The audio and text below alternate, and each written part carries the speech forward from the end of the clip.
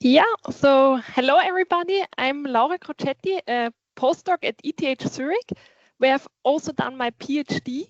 And this was about the application of machine learning algorithms for the detection of spatio-temporal patterns linked to geophysical phenomena in GNSS time series. So I've worked with GNSS, which is basically mostly known for positioning and navigation, but it's also suitable for atmospheric research.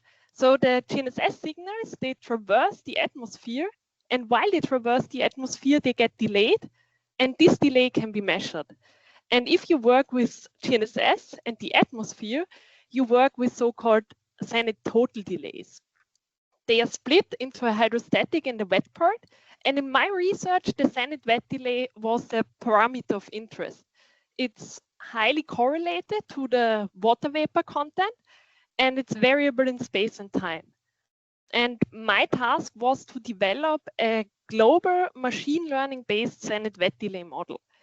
Zenith wet delay is still the biggest error source for all space geodetic techniques.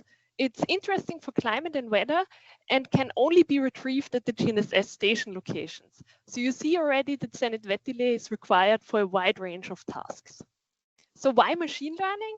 Well, there is a huge amount of data available, more than 23,000 permanent GNSS stations, as you can also see here on the right.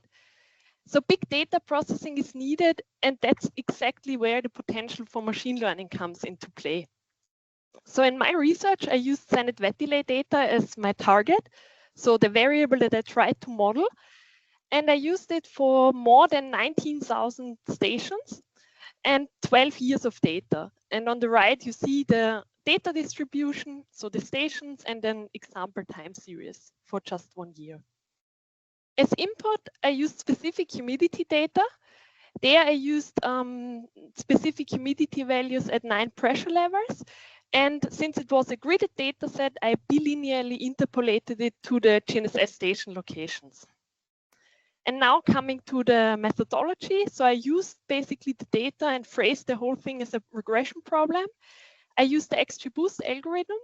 And here you see a simplified illustration that shows the target vector, so the zenith wet delays, and the feature metrics, which consists of specific humidity, geographical location, and time information.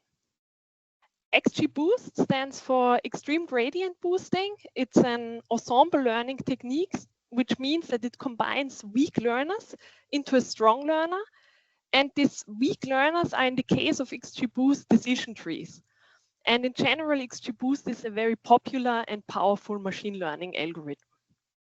Now coming to the methodology. So first, I actually split my data. So I split it in more than 16,000 training stations that you can see here in green, and 2,500 test stations that are shown here in pink. And importantly, the stations need to be spatially and temporally independent. Next comes then the model training. My model is called zenith wet delay X because it's based on XGBoost. And once it's trained, it provides zenith wet delay predictions. And on the right, you see now the reference and the predictions for one station, and they agree quite well. However, this is not just for one station, but if we evaluate the model, we do it, of course, for all our test stations. And this is actually what you see here on the right. So I estimated the RMSE over all test stations and found a good agreement with the reference. So 10.8 millimeters is the average, which is quite a good result. Now the next slide is actually the most important of the whole presentation, because this shows my result. And it's a continuous map of zenith wet delays. In this case for September 2025, so just a few days ago. And here I really want to emphasize that my model can be applied at any location and at any point in time, which is quite unique. So far, so good. What can my model be used for? So actually, one use case is GNSS precise point positioning, because PPP requires a priori zenith wet delay values. And there I had actually a nice collaboration with people from TU Wien. And there we compared my model with other state-of-the-art models. And here in this slide, you see now the result. And basically the most important thing is the blue line, because this represents the output of my model. And since it's always the lowest line, it means that my model achieved the highest or higher accuracies than state-of-the-art models. Then another application are climate studies. So I investigated global standard-wet delay trends and anomalies, and I also compared standard-wet delay to the so-called El Niño index. And here you see that in general, the interdisciplinarity of basically the model, and that geodesy can also be used in different kinds of research. And here you see now the result. This is the global standard-wet delay trend from 2010 to 2023. And I found mostly positive trends in the northern hemisphere and mostly negative trends in the southern hemisphere. And that corresponded quite well to what is found in literature. For the El Niño index, I compared, like in the top, you see the global mean of the standard-wet delay anomalies, and on the bottom, you see the El Niño index, and already visually, you see that those are highly correlated. So correlation is 0.74, which was also quite a nice finding. My model also has some further impact because it's suitable for real-time applications, because it provides the possibility to forecast future standard-wet delays. It's an operational product is available, and very recently it was also used in VLBI processing, which is quite nice since it's a different space geodetic technique. My take-home messages are that the standard-wet delay X model is applicable for a wide range of tasks. I demonstrated successful application of machine learning techniques, and that they can really help to enhance and understand the complex Earth system, and that in general geodesy can help also in other disciplines. And with this, I thank you for your attention. Thank you, Laura. Impressive, yeah.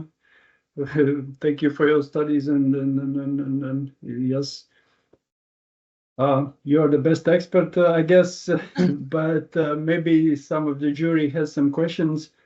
Yeah, Eugene? Yeah, great work there, Laura.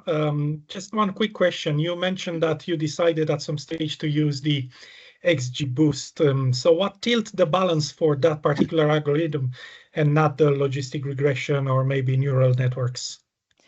So yeah, that's a good question. And actually I've thought about it, and I've also done a lot of tests with a lot of different kinds of algorithms.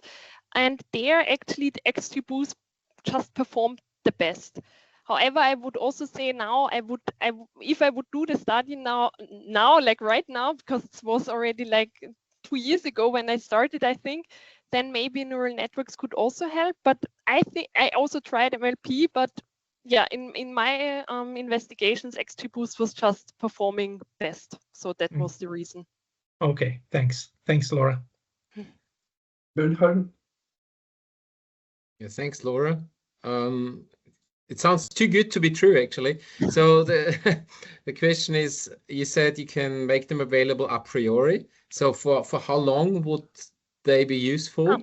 Did you look into this? Yeah, so actually I can also use my model to forecast standard-wet delays, and therefore I need I have like forecasted input data. Like my model uses specific humidity data, and I have forecasts of specific humidity. And if I look into the forecasts, actually until 12 hours or even 24 hours, we don't see a huge decrease in the performance.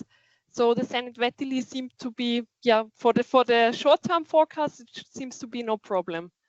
Okay, so are you making them available already, or are you planning to?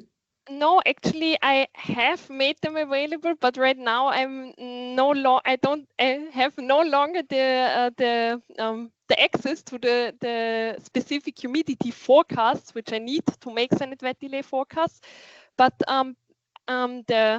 the post-process standard-wet delays, they are still available. For the others, I would need to have access again to the forecast data, but then the routine is basically running. Okay. It could be that we will be interested in. So okay, then stay in touch. Yeah, thank you, Laura. We have to continue. Okay.